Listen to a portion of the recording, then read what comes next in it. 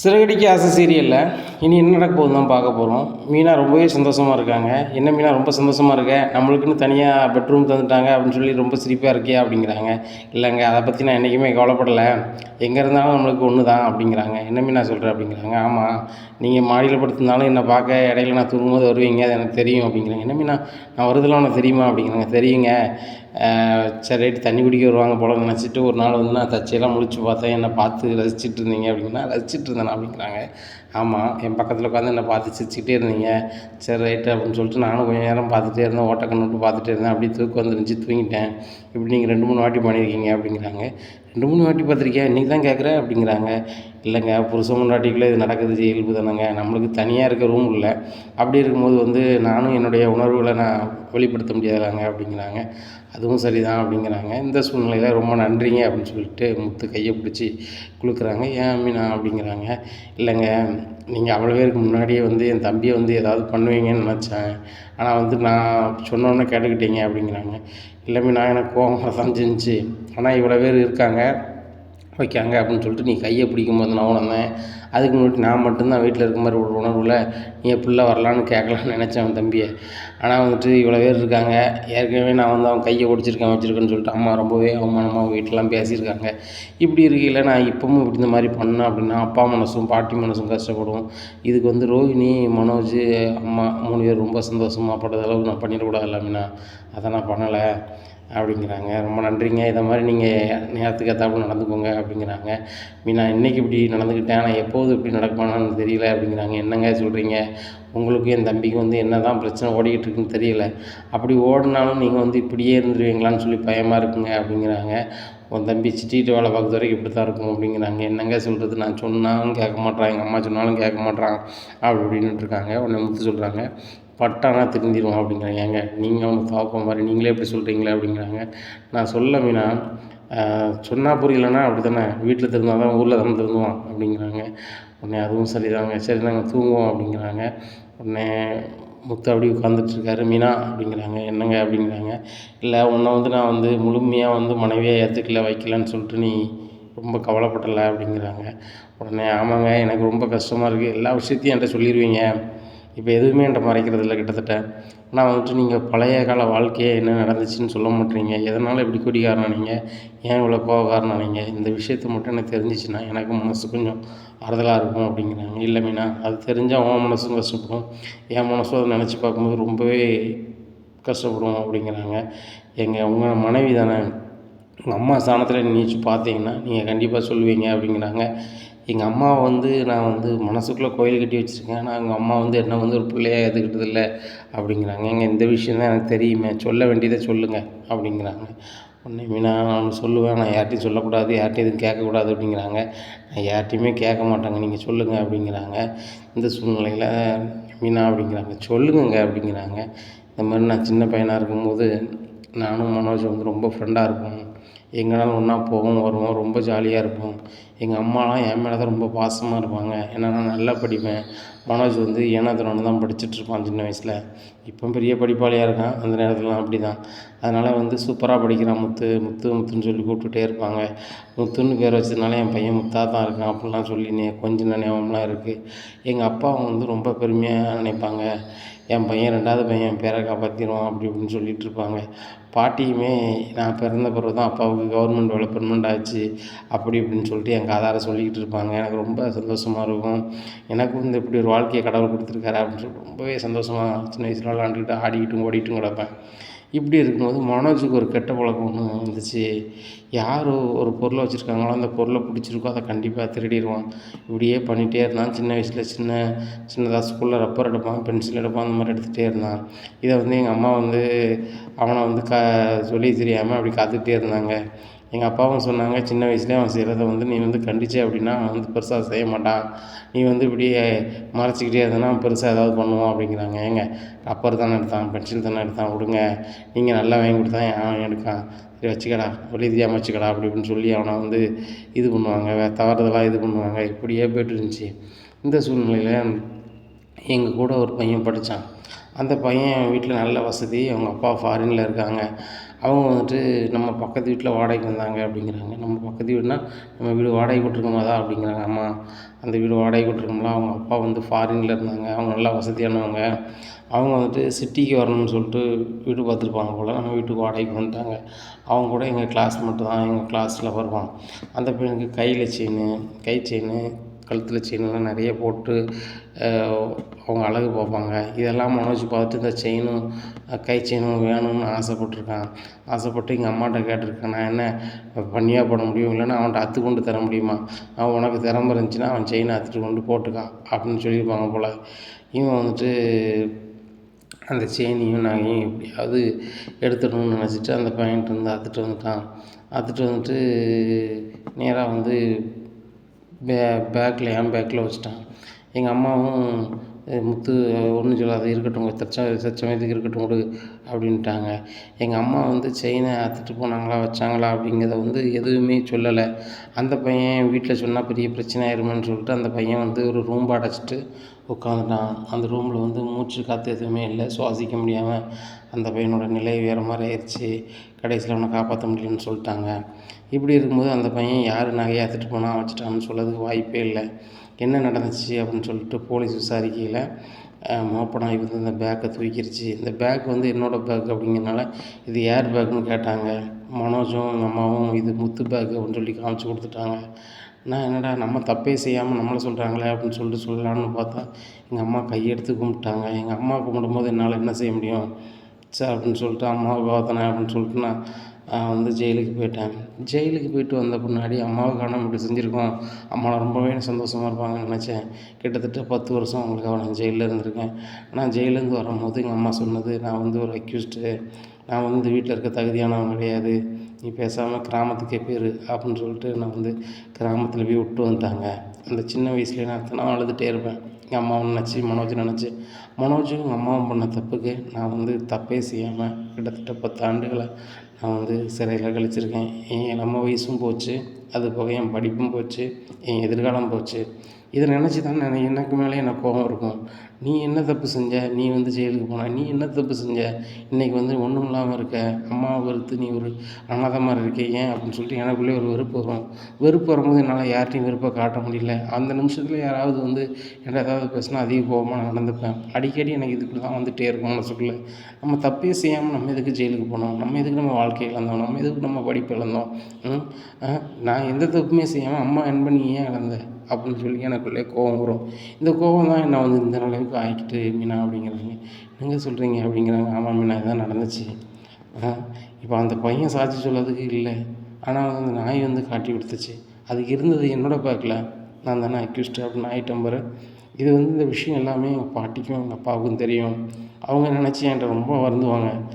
இப்படி பண்ணிட்டாங்க அவங்க 2 பேரும், அவங்களுக்காக உன்னோட வாழ்க்கையே தியாகம் பண்ணிட்டே அப்படின்னு சொல்லிட்டு அழுவாங்க. நான் தியாகம் பண்ணனோ பண்ணலையோ, ஆனால் 2 பேரும் இன்றைக்கி வரைக்கும் புரிஞ்சுக்கல. பாரு மனோஜ் இன்றைக்கி வரைக்கும் என்னை படிக்காத முட்டாளுமோ, நீ எதுக்காகாதவன் டிரைவருமோ, நான் ஆனது காரணமே அவன் தான், எங்கள் அம்மா தான். அது அவங்க 2 பேருக்குமே தெரியும். தெரிஞ்சுமே என்னை ஒதுக்குறாங்க. அதான் ஏன்னு இன்றைக்கி வரைக்கும் புரிய மாட்டேங்குது அப்படிங்கிறாங்க. உடனே மீனாவுக்கு ரொம்பவே அழுக வந்துடும். ஏங்க இவ்வளவு ரணத்தை வந்து மனசுக்குள்ளே அடைக்க வைக்கிங்க, எப்படிங்க உங்களால் முடியுது அப்படிங்கிறாங்க. எனக்கு வேறு என்ன செய்கிறது, கூட பிறந்த அண்ணன், இது எங்கள் அம்மா, இவங்க 2 பேரையும் விட்டு கொடுக்க முடியல அப்படிங்கிறாங்க. ஏங்க இவ்வளோ அசிங்கங்களும் இவ்வளவு கஷ்டத்தையும் நீங்கள் வந்து அவங்களுக்காக நீங்கள் பட்டிருக்கீங்க, அவங்க கொஞ்சம் கூட நினைக்கலைங்க அப்படிங்கிறாங்க. அதை பற்றி நான் கவலைப்படலை மீனா. அதை நினைக்கும் போது தான் சில நேரம் மனசு ரொம்ப வேதனையாக இருக்கும். இப்படிலாம் வந்து நான் அவங்களுக்காக கஷ்டப்பட்டிருக்கேன். எத்தனை நாளாக சாப்பிடாம ஜெயிலில் கிடந்திருக்கேன். எத்தனை பேரை என்னை வந்து வெளுன்னு இழுத்துருக்காங்க. இந்த வயசில் இந்த சேட்டெலாம் பண்ணுவியான்னு சொல்லிட்டு. ஆனால் நான் எந்த தப்புமே செய்யாமல் பூசை வாங்கும்போது எவ்வளோ வலிக்கும் பாரு. மனசு ரொம்ப வேதனையாக இருக்கும். இப்போ கூட கார் ஸ்டாண்ட்லலாம் பேசிகிட்டு இருக்கும்போது, உங்கள் ஃபேமிலியே நீ மட்டும் தான்டா படிக்கல முத்து, மீதெல்லாம் படிச்சிட்டாங்க, நீ மட்டும் படிச்சிருந்தா நல்ல நாள் ஆகிருப்பா அப்படி இப்படின்னு பேசும்போது நான் என்னத்தை சொல்ல முடியும் சொல்லு. அவங்களுக்கு தெரிஞ்சால் கூட என் ஜெயிலுக்கு போய்ட்டு வந்தோம் அப்படின்னு சொல்லி என்னை இகழ்ச்சியாக தான் பேசுவாங்க. அப்படி இருந்தாலும் கூட என் நண்பர்கள் என் முன்னாடி விட்டு கொடுத்ததில்ல அப்படிங்கிறாங்க. உடனே மீனா சொல்கிறாங்க, அப்படி இல்லைங்க, நீங்கள் யாருக்கு என்ன உதவினாலும் செய்வீங்க, உங்கள் மனசில் எதையும் வச்சுக்கிட்டு செய்ய மாட்டீங்க. இங்கே பாருங்கள், உங்கள் குணத்துக்கு சின்ன வயசுலேயே உங்கள் அம்மாவையும் உங்கள் அண்ணனையும் நீங்கள் வந்து காப்பாற்றிருக்கீங்க. அதுபோக அவங்களுக்காக தியாகம் பண்ணியிருக்கீங்க. இதை அவங்க நினைக்கல பார்த்தீங்களா அப்படின்னு சொல்லிட்டு ரொம்பவே வருந்துடுறாங்க. உடனே அப்போ தான் நினைக்கிறாங்க, என் வீட்டுக்காருக்கு இன்னும் வலி இருக்குது. அவங்க வந்துட்டு அவங்களுக்காக செய்த தியாகத்தை நினச்சி சாரி கூட கேட்கல அப்படிங்கிறது தான் ஒரு பெரிய ஒரு மனவேதனையாக இருக்குது. இதை எப்படியாவது போக்கணும் அப்படின்னு நினைக்காங்க. இந்த சூழ்நிலையில் மீனா அப்போ தான் ஒரு முடிவு எடுக்காங்க. கண்டிப்பாக இதுக்கு ஒரு நான் வழி இது பண்ணணும். என் வீட்டுக்காருக்குள்ள மன வலி போகணும். அவரும் எல்லோரும் மாதிரி இயல்பாக இருக்கணும். அவருடைய கோபத்தை நம்ம வந்து சரி பண்ணணும். வேறு வழி கிடையாது. ஏன்னா இதை விட்டால் வேறு வழியும் தெரியல அப்படின்னு சொல்லிட்டு ஒரு யோசிக்கிறாங்க. இன்னுமே நான் ஒரு மாதிரி நினைக்கிறேன், இதனால தான் உன்னை நான் சொல்லலை. சொன்னால் எங்கள் அம்மாவை நீ வந்து மரியாதை நடத்த மாட்டேன், எங்கள் அண்ணனையும் உனக்கு வந்து பிடிக்காது அப்படிங்கிறனால தான் அதை மூடி வச்சேன். இல்லைன்னா நீ 2 முறை நீ கேட்கல நான் சொல்லியிருப்பேன். 2வது இதை நினச்சி பார்க்கும்போது எனக்கு ரொம்ப வேதனையாக இருக்குது. பழையபடி நடந்த கதையெல்லாம் நினைக்கும்போது அதை ஒரு கனவு மாதிரி மறக்கிறதுக்கு தான் நான் நிறைய நாள் முயற்சி பண்ணுவேன். என்னையே மீறி இது வந்துடுது மீனா. அதனால தான் இன்றைக்கி சொல்லிட்டேன். இன்றைக்கி நம்ம கல்யாண நாள் ஃபங்க்ஷனை கொண்டாடும் போது நீ சொன்ன நான் வந்து முழு மனைவியாக ஏற்றுக்கிடலை, அதனால தான் உண்மையை சொல்லலைன்னு சொல்லிட்டு. உண்மையாக சொல்கிறேன், எனக்கு தாயை வந்து தாய் அன்பை நான் உணர்ந்ததில்லை, மனைவி அன்பை உணர்ந்தேன். அதே புறத்தில் நான் தாயாக உன்னை பார்க்குறேன். ஒரு தாய்கிட்ட எப்படி ஒரு பிள்ளை அழுதுகிட்டு உள்ளதை சொல்லுமோ அதை மாதிரி என் மனசில் உள்ளதை சொல்கிறேன். இதுதான் உள்ளது மீனா, சரியா? இதை நினச்சி நான் வேதனைப்பட்டதுங்கிறது என் தலையெழுத்தாக இருக்குது. நான் என்ன பண்ண முடியும்? எனக்கு என்ன வேதனைன்னா மீனா, ஒரு நாள் கூட நான் செஞ்ச தியாகத்துக்கு அவங்க என்னை மன்னிச்சிடுடா, உன்னை எங்களுக்காக பண்ணிட்டடா, உன் வாழ்க்கையை இழந்துட்டடா, சாரிடா அப்படின்னு சொல்லுவாங்களே அப்படின்னு பார்த்தேன். ஆனால் அவங்க ஒரு காலமும் சொல்ல போகிறதில்ல, என் காதில் அது கேட்க போகிறதும் இல்லை. என்னோடய கோபமும் என்னுடைய பழக்கவழக்கமும் மாறப்போகிறதில்ல போல். ஆனால் ஒன்றால் நிறைய மாறி இருக்கேன் மீனா. எதுக்கு எடுத்தாலும் கோவம் வந்துச்சுன்னா நான் என்ன செய்வேன், ஒரு சரக்கு அடிப்பேன், இல்லைன்னா கத்திக்கிட்டு போவேன். ஆனால் இப்போ அது 2மே மாறி இயல்பாக ஆகிடுறேன். பாரு, சத்தியா வந்ததுக்கு நான் வந்து பழைய முத்துவாக இருந்தால் கத்தியிருப்பேன், இல்லைன்னா அவனை கை நீட்டியிருப்பேன். இப்போ பாரு, உன் கை வந்து என் கையை லைட்டாக இருக்கணும்னு ஆகா மீனா வருத்தப்படுவாளே அப்படின்னு சொல்லிட்டு நான் எதுவுமே பேசுகிறதில்ல. அப்படி தான் இருக்குது. என்னோடய சாவி நீ தான் இருக்க, என்னுடைய நம்பிக்கை நீயாக தான் இருக்க, என்னோடய தாய் நீனாக தான் இருக்க அப்படின்னு சொல்லிட்டு மடியில் படுத்து அழுதுடுறாங்க. மீனாவுக்கு ரொம்பவே கஷ்டமாக இருக்குது. என் வீட்டுக்காரர் வந்து எந்த தப்புமே செய்யாமல் ஊர் உலகத்துக்கு முன்னாடி அசிங்கப்பட்டு தன் மன வலியில் இவ்வளோ அழுதுகிட்ருக்காங்க. ஆனால் அதை பற்றி அவங்க கொஞ்சம் கூட சிந்திக்காமல், அதை பற்றி கொஞ்சம் கூட கவலைப்படாமல் அவங்கவுங்க வாழ்க்கையை சந்தோஷமாக வாழ்ந்துட்டுருக்காங்க. அப்படியும் என் வீட்டுக்காரை இகழ்ச்சியாக பேசிக்கிட்டு வச்சுக்கிட்டு வெறுப்பாக இருக்கிறாங்க அப்படின்னு நினைக்கும் போது ரொம்ப வேதனையாக இருக்குது. எந்த பெத்த தாயும் இப்படி பண்ண மாட்டாங்க. அப்படி பண்ணியிருந்தாலும் வந்து தெரியாமல் நடந்துட்டுடா, என்னை மன்னிச்சுக்கூடாதுன்னு சொல்லிட்டு அவ்வளோ நன்றி கடன் தெரிவிச்சிருப்பாங்க, அவ்வளோ பாசமாக இருந்திருப்பாங்க. ஆனால் வந்து இப்படி பண்ணிட்டாங்களே அப்படின்னு சொல்லிட்டு ரொம்ப வேதனையாக இருக்காங்க. அப்போ தான் நினைக்காங்க, இன்னும் இப்படி விடவே கூடாது அப்படின்னு நினைக்காங்க. இந்த சூழ்நிலையில் முத்து வந்து ரொம்ப நேரமாக பேசிகிட்டு இருந்ததுனால தூங்கலை. விடியற்காலம் நல்லா தூங்கிடுறாரு. காலையிலே மீனா வந்துட்டு முத்தம்லாம் துடைச்சி சமையல் வேலைலாம் பண்ணுறாங்க. பண்ணோன்னா பாட்டி கேட்குறாங்க, முத்தங்கம்மா அப்படிங்கிறாங்க. இல்லை பாட்டி, நைட்டு ரொம்ப நேரம் பேசிகிட்டு இருந்தாங்க, அதான் காலையில் வந்து தூங்குறாங்க. மதியத்துக்கு மேலே ஒரு ஆஃபர் இருக்கான், வெளியூருக்கு ஆஃபர் இருக்கான், கொஞ்சம் தூங்கினா தான் ரெஸ்ட் எடுத்துகிட்டு போக முடியும்னு சொல்லிட்டு தூங்கிட்டு இருக்காங்க அப்படிங்கிறாங்க. உடனே சரிம்மா தூங்கட்டும் அப்படிங்கிறாங்க. அதில் சமையல்லாம் முடிக்கிறாங்க. முடிச்சுட்டு எங்கே குளிச்சுட்டு சாப்பிடுங்க அப்படிங்கிறாங்க. இல்லை மீனா, நைட் நான் பேசணும்னு நினச்சி எதுவும் கவலைப்படாத அப்படிங்கிறாங்க. இல்லைங்க, உங்கள் மனசுக்குள்ளே இவ்வளோ வலி இருக்குன்னு என்னால் தெரிஞ்சுக்க முடிஞ்சிச்சு. நீங்கள் சொன்னால் தானங்க எனக்கு தெரியும். ஆனால் ஏதோ ஒரு வலி உங்கள் மனசுக்குள்ளே இருக்குன்னு மட்டும் எனக்கு தெரியும். ஆனால் இவ்வளவு ரணமாக உங்கள் மனசுக்குள்ளே இருக்கும், ஆறாத வடுவாக இருக்கும்னு நினச்சி கூட பார்க்கலங்க அப்படிங்கிறாங்க. ஆமாம் மீனா, நான் பண்ண தப்புக்கு தான் ஜெயிலுக்கு போயிருப்பேன்னு சொல்லிட்டு நீ கூட நினச்சிருப்ப அப்படிங்கிறாங்க. ஆமாங்க, முறையாக ஜெயிலில் இருந்தவர் வச்சவருன்னு சொல்லிட்டு சுருதியோட அப்பா பேசையில் ஒவ்வொருத்தராக பேசையில் வந்து நான் வந்து நினச்சது அதுதான். இவர் ஏதோ சேட்டை பண்ணியிருக்காரு, அடிப்படி போட்டிருப்பாரு, இந்த மாதிரி உங்கள் கோவத்தால் தான் உள்ளே இருந்தீங்கன்னு நினச்சேன். ஆனால் வந்து இப்படி உங்கள் அண்ணனும் உங்கள் அம்மாவும் செஞ்சதுக்கு போயிருப்பீங்கன்னு நினச்சி கூட பார்க்கல அப்படிங்கிறாங்க. மீனா, நைட்டு நான் சொன்னதை நீ மறந்துடு, தயவு செய்து யார்ட்டையும் கேட்காத அப்படிங்கிறாங்க. உடனே மீனா நினைக்கிறாங்க, நீங்கள் என்ன தப்பாக நினச்சாலும் பரவாயில்லைங்க, நான் வந்து கண்டிப்பாக என் புருஷனுக்கு நீதி வாங்காமல் இருக்க மாட்டேன் அப்படின்னு நினைக்காங்க கண்ணகி மாதிரி. இந்த சூழ்நிலையில் எல்லாருமே ஹாலில் உட்காந்துட்ருக்காங்க. அப்போ மீனா சொல்கிறாங்க, மாமா எல்லாரையுமே கூப்பிடுங்க அப்படிங்கிறாங்க. ஸ்ருதி ரோகிணி மட்டும் வரல, ஸ்ருதி ரோகிணிங்க வாங்க அப்படிங்கிறாங்க. எல்லாருமே ஹாலுக்கு வந்துடுறாங்க. என்ன தண்ணி அப்படிங்கிறாங்க. ஒன்றுமில்ல ரவி, உங்களுக்கு சின்ன பையன், உங்களுக்கு தெரிஞ்சிருக்க வாய்ப்பு இல்லைன்னு உங்கள் வீட்டுக்காரர் சொன்னார், எல்லாத்துக்கும் இந்த விஷயம் தெரியணும் அப்படிங்கிறாங்க. என்ன தீவ காலையிலே சொல்ல போகிறா, வீட்டிலேருந்து வேலையும் பார்க்காம சும்மா கிடந்து கதை தான் பேசிகிட்டு இருப்பாளா அப்படி இப்படிங்கிறாங்க விஜயா. உடனே பாட்டி சொல்கிறாங்க, அவள் என்ன சொல்ல வரான்னு முதல்ல கேளு அப்படிங்கிறாங்க. உடனே ரவி, மாமா, அத்தை எல்லாருக்குமே இந்த விஷயம் தெரிஞ்ச விஷயந்தான்.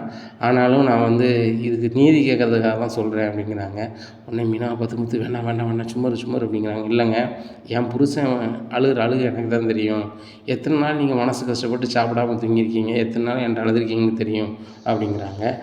உடனே விஜயா சொல்கிறாங்க, அவன் குடிச்சிட்டு உளறியிருப்பான், அங்கே சாப்பிட்டு வந்திருப்பான், இங்கே வந்து ஹோட்டல் வளாய் பண்ணிட்டு இருந்திருப்பான். குடிக்காரன் வேறு என்ன செய்வான், நேற்று நைட்டும் குடிச்சிட்டானா, அதை தான் சொல்ல போறியா அப்படிங்கிறாங்க. அத்தை, அதை நான் பேசலை, இந்த வீட்டில் நடந்த அநீதியை பற்றி தான் பேச போகிறேன் அப்படிங்கிறாங்க. உடனே நம்மளை இப்படி முடிக்கிறாரு, என்னத்தை பற்றி மீனா பேச போகிறோன்னு தெரியல அப்படின்னு சொல்லிட்டு முடிக்காங்க. பாட்டி சொல்கிறாங்க, அம்மா எல்லாருக்கும் புரியுத மாதிரி சொல்லுமா அப்படிங்கிறாங்க.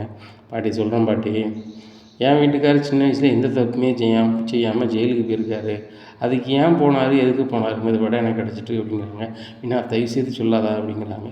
ஏங்க, நீங்கள் தப்பே செய்யாமல் ஜெயிலுக்கு போயிட்டு வந்திருக்கீங்க சரிங்களா? நீங்கள் தப்பு செய்யாமல் எதுக்கு ஜெயிலுக்கு போகணும்? அப்படி ஜெயிலுக்கு போயிருந்தீங்க அப்படின்னா அதுக்கு காரணமானவங்க என்ன செஞ்சுருக்கணும், உங்கள்கிட்ட மன்னிப்பு கேட்டிருக்கணும்ல. அதையும் கேட்காம தானே உங்கள் மனசு வழியில் இவ்வளோ கோபமாகவும் இவ்வளோ தவறான பாதைக்கு போயிட்டீங்க. இன்றைக்கி குடிக்கிறேன் வைக்கிறேன்னு சொன்னால் மன வழியில் தானே குடிச்சிருக்கீங்க. இந்த மன வலியாக இருந்தால் நானாக இருந்தாலும் இதெல்லாம் செஞ்சுருக்கணும்னு தோணுது. அதனால் அதை குடிக்கிறது சரியாக பேச வரல, ஆனால் வந்து மன வலியில் வேறு வழியே இல்லாமல் நீங்கள் பண்ணியிருக்கீங்கன்னு எனக்கு யூகிக்க முடியுது. நான் எது சொல்ல தான் செய்வேன் அப்படிங்கிற வேணாம் அப்படிங்கிறாங்க. உடனே விஜயாவும் மனோஜும் ஒரு மாதிரி ஆகிறாங்க. இன்னும் ரோஹிணி கேட்குறாங்க, ஏன் மனோஜ் ஒரு மாதிரி இருக்குது அப்படிங்கிற ஒன்றும் இல்லை அப்படிங்கிறாங்க. ஏன் ரோஹிணி ஒரு மாதிரி இருக்க மாட்டாங்க, உங்கள் புருஷன் பண்ண திருட்டுக்கு என் புருஷன் எதுக்கு ஜெயிலுக்கு போகணும் அப்படிங்கிறாங்க. என்ன, என் புருஷன் திருடினாரா அப்படிங்கிறாங்க. பிறகு அவர் திருடாமல் வேறு என்ன செஞ்சார்? அவர் திருடினதுக்காக என் புருஷன் ஜெயிலுக்கு போயிருக்காரு. அதை அவங்க மாமியார் மறைச்சிருக்காங்க. அவங்க 2 பேரும் அதை மறைச்சிட்டு இன்றைக்கி வரைக்கும் நியாயவாதி மாதிரி இருக்காங்க. என் வீட்டுக்காரர் எந்த தப்புமே செய்யாமல் ஜெயிலுக்கு போயிருக்காரு. அவருக்கு அப்படிப்பட்டவர் கோபம் வராதா? அப்படிப்பட்டவர் வந்து குடிக்க மாட்டாரா? இது எல்லாமே செய்ய தானே செய்வாங்க. இதில் என் வீட்டுக்காரர் குடிக்காரரு, என் வீட்டுக்காரர் வந்து கோவப்படுறாரு அப்படி இப்படின்னு எங்கள் மாமியாரும் பேசுகிறாங்க. எங்கள் மாமியாருக்கு பிறந்த மூத்த வாரிசும் பேசுது.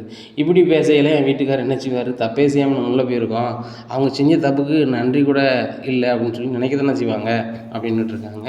உடனே சுருதி சொல்கிறாங்க, நீங்கள் சொல்லுறது உண்மையாக மீனா அப்படிங்கிறாங்க. உண்மைதான் மீனா, என் வீட்டுக்காரர் சொன்னதை தான் நான் சொல்கிறேன் அப்படிங்கிறாங்க.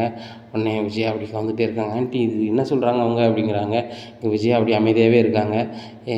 ஆண்டி அப்படிங்கிறாங்க. எப்படி சுருதி பேசுவாங்க, தப்பெல்லாம் அவங்க மேலே, என் புருஷன் மேலே தப்பை சுமத்தி என் வீட்டுக்காரர் ஜெயிலுக்கு அனுப்பியிருக்காங்க. 1 வருஷம் 2 வருஷம் இல்லை, 10 வருஷம் ஜெயிலில் இருந்திருக்காரு. இந்த 10 வருஷத்தில் அவர் எவ்வளோ வாழ்க்கையில் இழந்திருப்பார், அவர் கல்வி இழந்திருக்கிறாரு.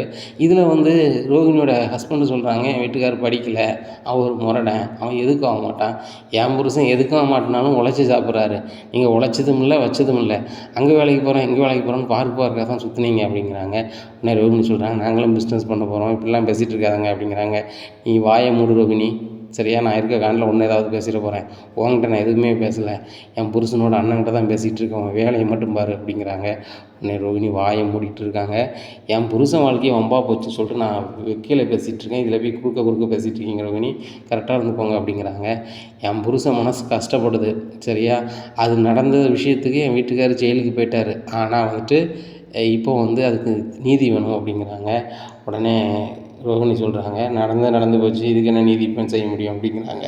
உடனே ஏன் செய்ய முடியாது ரோஹிணி, என் வீட்டுக்கார் வந்து 10 வரைக்கும் படிச்சிருக்காரு, நான் 12 படிச்சிருக்கேன், எழுத படிக்க தெரியாமல் நான் இதில் இருந்தது கிடையாது, நானும் 12 படிச்சிருக்கேன்.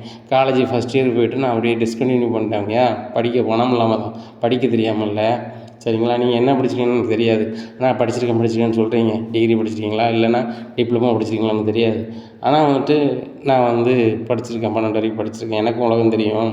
என்ன குற்றம் சாட்டப்பட்ட நபர் வந்து என்னை வந்து பொய்யா வந்து என்னை புகாரில் சேர்த்துட்டாங்க, என்னை வந்துட்டு நடவடிக்கை எடுத்துட்டாங்க, உண்மையான குற்றவாளி இவங்க தான் ஒப்புதல் வாக்குமூலம் கொடுத்தா மறுபடியும் அந்த தப்பு செஞ்சவங்களை கம்பி எண்ண வைக்க முடியும் தெரியுமில்ல அப்படிங்கிறாங்க. இதை கேட்ட சுருதி சொல்கிறாங்க, 100% உண்மை மீனா, சட்டத்தில் இடம் இருக்குது, நான் கூட ஒரு பேப்பரில் ஒரு செய்தி படித்தேன், ஒரு ஆள் 23 வருஷமாக தண்டனை அனுபவிச்சிருக்கிறாரு, அதுக்கப்புறம் நான் தப்பு செய்யலை, செஞ்சது இவங்க தான் சொல்லி ஒப்புதல் வாக்குமூலம் கொடுத்தாங்க, அதை ஆய்வு பண்ணாங்க, ஆய்வு பண்ணல உண்மைன்னு தெரியும் போது வந்து உண்மையான குற்றவாளி மேலே நடவடிக்கை எடுத்தாங்க, அதுவே எனக்கு தெரியும் அப்படிங்கிறாங்க. அதே மாதிரி நீங்களும் கம்ப்ளைண்ட் கொடுங்கன்னா கொடுங்க அப்படிங்கிறாங்க. இதை கேட்ட விஜயாவும் மனோஜும் அரண்டு போகிறாங்க. என்னம்மா சொல்கிறாங்க, என்னம்மா சொல்கிறா ஸ்ருதி அப்படிங்கிறாங்க. டேய் உள்ளது தான் சொல்கிறாங்க அப்படிங்கிறாங்க ரவி. இவ்வளவு பண்ணியிருப்பேன்னு நெசமாக தெரியாது முத்து உன் மனசுக்குள்ளே இவ்வளோ ரணம் இருந்திருக்கு, அது தெரியாமல் நீ குடிக்க வைக்கன்னு சொல்லிட்டு நானே ரொம்ப நாள் பேசிட்டேன், என்ன மன்னிச்சிடுறா அப்படிங்கிறார் ரவி. விட்றா நான் அதை ஒன்றும் நினைக்கல, என்ன மனசுக்குள்ளே வேதனையாக இருக்கும், நான் இவ்வளோ நாள் யார்கிட்டையும் சொன்னதில்லை, மீனாட்ட சொல்லாத காரணம் இப்படி வந்து சபையில் கேட்டுருவாளோ அப்படின்னு சொல்லிட்டு தான் நான் இது வரைக்கும் சொன்னதில்லை அப்படிங்கிறாங்க. என்னை மன்னிச்சிருங்கங்க, நீங்கள் பலமுறை வந்து சொல்லக்கூடாதுன்னு சொன்னீங்க, ஆனால் எனக்கு மன வேதனை தாங்கலை. என்ன என் வீட்டுக்காரர் எந்த தப்புமே செய்யாமல் அவர் மட்டும் ஏன் நரக வேதனையை அனுபவிக்கணும் என்ன, அதனால் நான் வந்து போலீஸில் கம்ப்ளைண்ட் பண்ண போகிறேன் அப்படிங்கிறாங்க. இதை கேட்ட விஜயா மனோஜும் நீ தயவுசெய்து அப்படி பண்ணிடாத அப்படின்னு சொல்லிட்டு சொல்கிறாங்க விஜயா மீனாட்ட. நான் ஏன் பண்ணக்கூடாது, என் வீட்டுக்காரர் கஷ்டப்படும் போது தப்பே செய்யாதவங்க வந்து உள்ளே போனோமா, தப்பு செஞ்சவங்க வந்து நியாயவாதி மாதிரி பேசிகிட்டு இருப்பாங்களாம் அப்படி இப்படின்ட்டு இருக்காங்க. உடனே ரோகிணி எந்திரிச்சு வராங்க. மீனா என் வீட்டுக்கார் சின்ன வயசில் ஏதோ தெரியாமல் பண்ணிட்டாரு அப்படிங்கிறாங்க. ஏதோ சின்ன கதை மாதிரி பேசுகிறீங்க, இது எவ்வளோ பெரிய விஷயம் தெரியுமா, இது மட்டும் உண்மை நிலவை வந்து போலீஸ் தெரிஞ்சு என்ன தெரியுமா அப்படி இப்படிங்கிறாங்க. தயவுசெய்து மீனா எதுவும் செஞ்சிடாதீங்க வச்சிடாதங்க அப்படிங்கிறாங்க. நான் பாதிக்கப்பட்ட நபர் கிடையாது, பாதிக்கப்பட்டது என் புருஷன் மனசுக்குள்ளே எவ்வளோ வலி இருக்குன்னு எனக்கு தான் தெரியும் அப்படிங்கும்போது முத்து அழ ஆரம்பிச்சிடுறாரு.